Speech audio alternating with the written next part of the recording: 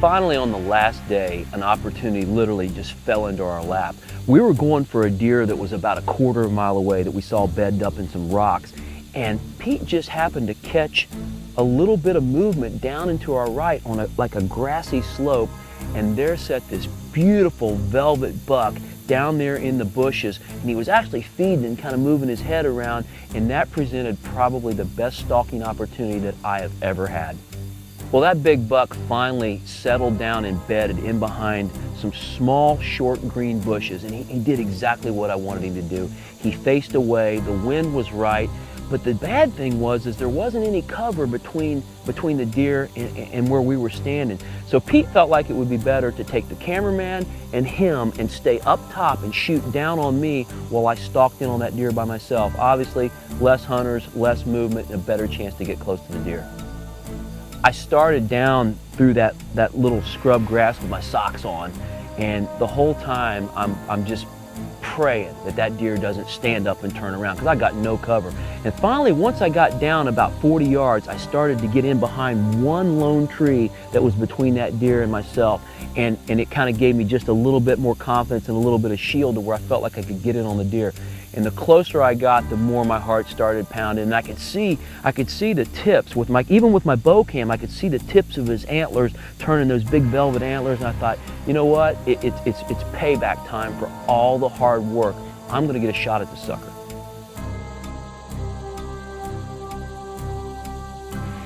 The one thing that people really don't realize, and you never factor in until you're put in that position, is the amount of emotion and the amount of adrenaline that you have pumping through your body after you have humped up and down the hills, spent hours in a hot truck trying to get in on a big buck. And after 5 days, there he is. He's 75 yards away. You can see his antlers. All you've got to do is get to within 30 or 40 yards and close the deal. And I got extremely nervous as I was working on that deer. My heart felt like it was going to come out of my chest.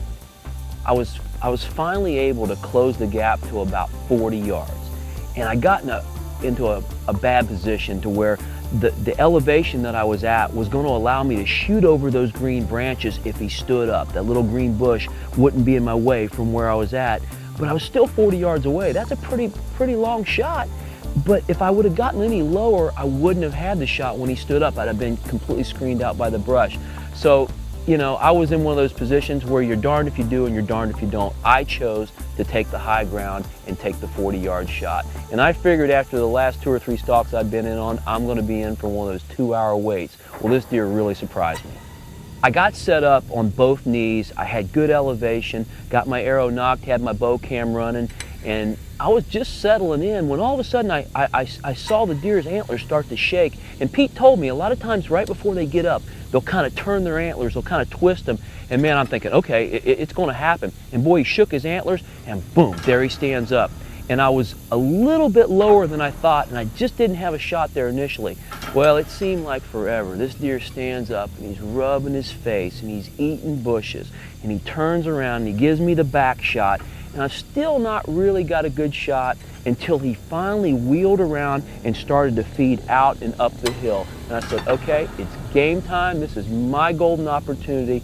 And I drew, and as soon as he stepped out, I dropped that arrow in there and pulled the trigger and made probably the poorest shot I've ever made in my life. I completely missed the deer. I not only shot below him, but I shot behind him. My son Ryan could shoot that deer 5 times out of 5, and I flung an arrow 2 feet to his rear. I still don't know what happened.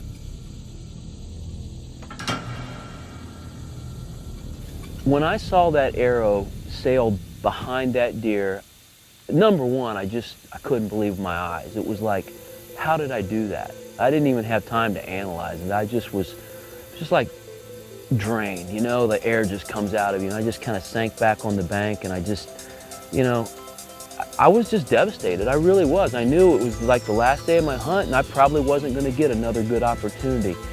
And I was bummed out. Probably the most bummed out I've ever been in my hunting career to see something like that happen. And to be honest with you, my cameraman Jim, he wanted me to talk about it, and I gave him the hand. I just said, I don't want anything to do with that camera right now. I want to go salt, and that's what I did. God, you worked so hard to get a shot.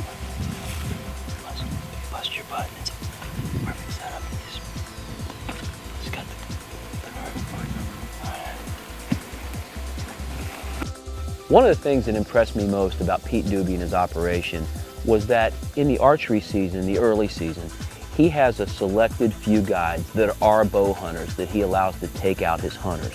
And that's why their archery success is so good. But where these guys really shine, where this operation is over the top, is in their rifle hunts. Their antelope and mule deer rifle hunts run nearly 100% success for really, really good quality animals. Pete has got this whole thing figured out with the leasing of the land and the guaranteed tags through the draw system out there.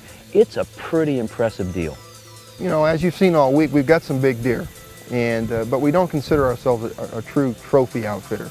We get our share of 170, 180 class mule deer. Occasionally we'll bump into 190, but the bulk of our hunters in the 150, 160 class. They're good mature bucks. Our antelope run, 13, 14, 15 inches. Good, solid, mature antelope. Success, basically if you can shoot, you're going to get one.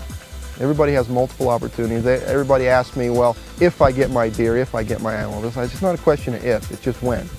The hunts are typically 3 to 5 days.